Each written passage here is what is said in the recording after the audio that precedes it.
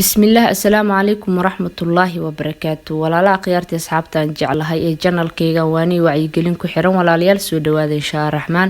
لما ولا لا يقع سبنوا سودويني وحان ليهي سودوادا قعم فرنكو سودوادا هذيك هذا نداوانين هدي إيه كوتا ولا المركي uguhoreysi oo جنال كان داوتيد فضلا ولا waxaan ka codsanayna inaad channelka subscribe noo dhahdid gambaleelkana aad furatid si mar walba wax cusub aan soo dhignay ku soo gaaraan insha Allah dhammaantiin aad iyo aad u mahadsantihiin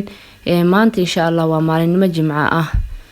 horta ugu horreyn waxaan kugu hambalyeeynaa ciida isbuuca iyo maalinimadan barakeysan ee jimcaha insha Allah waxaan idin leeyahay jimco kariim jimco mubaarak ilaahay naga dhigo kuwa ka faa'iideysto jimcaha fadaa'ish iyo khayraadka lagu sheegay insha Allah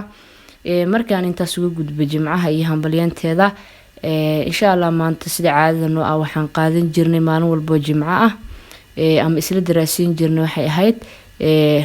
aayad kamid ah kitaabka Allaah Raxmaanka ah ama suurad kamid ah kitaabka Ilaah Raxmaanka ah hadba intuu Ilaahay naga waafajiyo ayaan isla dhageysan jirnay islana ma aragtaa macnaheeda isla fahmi jirnay isku naday jirnay intuu Ilaahay naga waafajiyo inaan ma aragtaa nafteena aayadahaas ama suuradahaas aan ku dabaqno insha Allah maanta insha Allah waxaan rabaa inaan idin la wadaago aayada ku jirta suuratul ahzaab ayadaas oo ka hadlayso xijaabka sharciga ah iyo waajibnimadiisa iyo ma aragtaa labiska uu gabadha muslimada Allaah Raxmaanka ah u dooray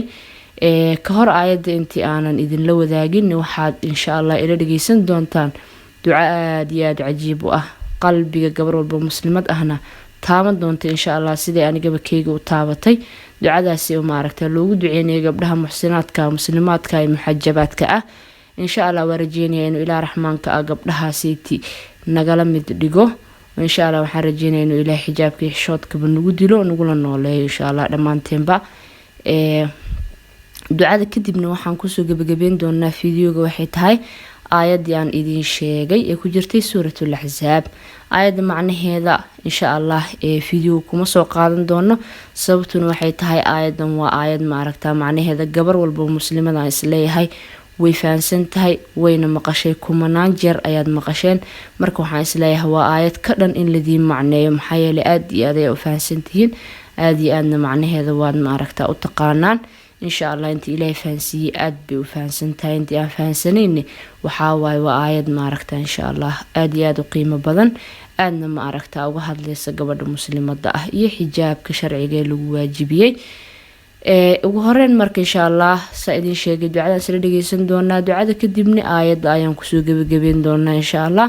Ilaahay ma aragtaa tawxiidka hanugu dilo biidnillaahi albaari توبت صوبان إلهنا وافجي إن شاء الله أنت أن فيديو حيقو كل مننا وحان إذا كنت جاي وحيت السلام عليكم ورحمة الله تعالى وبركاته اللهم وفقهن للحجاب المبارك